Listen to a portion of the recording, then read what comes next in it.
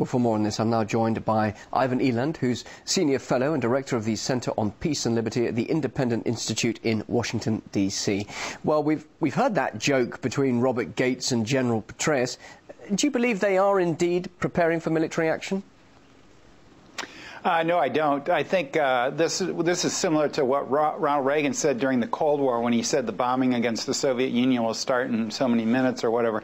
But of course, Reagan's was more serious because it was the height of the Cold War and it was directed against a nuclear-armed power. But I think this is a bad saying because you don't want to threaten, even in a joking manner, something like this, especially from the U.S. Secretary of Defense. It was a bad comment. I think it was overheard. The microphones were on. They didn't intend it. But I don't think they are planning. And in fact, I think Gates has been one of the people that have been saying, hey, let's not do the no-fly zone because this would entail attacking a country. Gates has 2 wars going now, and he doesn't really need a third one, I don't think. And I think Obama is resisting pressure from both Democrats and Republicans in Congress to take military action. So can the world really stand idly by and just watch Libya head towards its own fate without any intervention at all?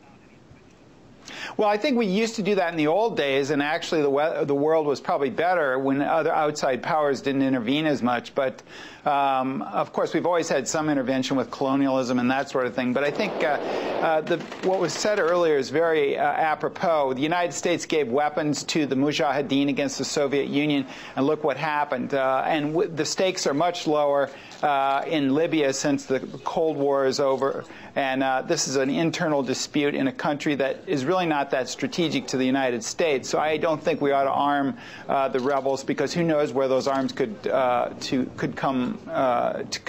end up. Anti-tank launchers could be used for terrorism. Handheld anti-aircraft launchers. You put those in near a commercial airport. It's just not worth it. And also one other thing, I think the U.S.'s standing is so low in the Muslim world after invading 2 Muslim countries that we have no credibility if we start attacking another one, even if we're trying to help an indigenous movement, because as your report pointed out, there's strong support for Gaddafi in at least some parts of Libya, like around Tripoli and that sort of thing. And so the Muslim world may really want to get rid of Gaddafi because he's been kind of nutty, but they may not look favorably on a U.S. intervention. And this could, of course, increase Islamic terrorism against the United States around the world. We clearly understand who the Gaddafi supporters are, but who do you think are the opposition? Who are they made up of? Well, I think we're struggling to find that out, and that because we really don't know. I think Italian intelligence probably knows more about it than anyone else, because they used to be the colonial power in Libya. They have the best ties, etc. And they said that Gaddafi is still strong in many parts of, well, at least in certain areas of Libya.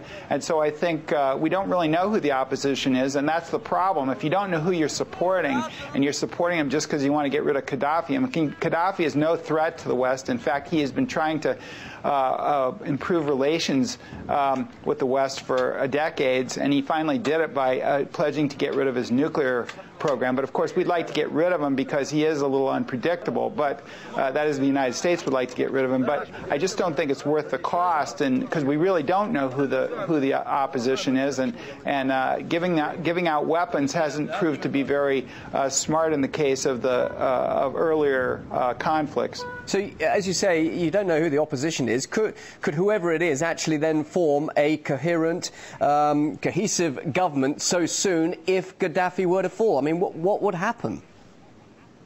Well, the problem that you find in all these areas, and I think Libya is the worst of the 3, Tunisia, Egypt, and Libya, is the fact that in revolutions, you may have a rising of the general population, or a wide rising, but then the most violent and the most armed people and the most ruthless people, like Lenin, take over the revolution, and who knows where it goes after that. So we don't really know if they'd be able to form a coherent government after all this, or whether it would be friendly to the West or friendly to the United States. So when revolutions get going, you don't know where they're going to stop.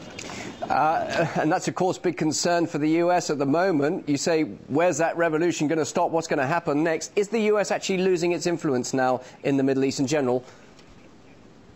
Well, I think so, and as a result of the two invasions, the U.S. Popularity is down. Now, of course, the United States is still a superpower, but that doesn't mean that the United States should intervene in every conflict. We want it to be only in the cases, I think, of U.S. vital interest, and I don't think Libya is in the U.S. vital interest. But isn't oil a vital interest? Many people are saying this is all about oil, not about people power. Well, I think it is to a great extent about oil. But the problem with the intervening for oil is that there's a worldwide market for oil. If Libya's oil goes off the market for a while or is reduced for a while, the price will go up and the market will adjust. And then sooner or later, either Libya will start producing its oil again, or the other countries who've increased their production because Libya has decreased its production, the price goes up, these countries make more money, so the market sort of takes care of it. Saudi Arabia, Iran, other producers will produce more because they can make more money. It's not out of altruism or anything. So I think the market does work. A disruption in any one country is not necessarily catastrophic, and I think we need to quit thinking that it is. Good to talk to you, Ivan. Ivan Eland, Senior Fellow at the Independent Institute, joining us live there in Washington. Thank you.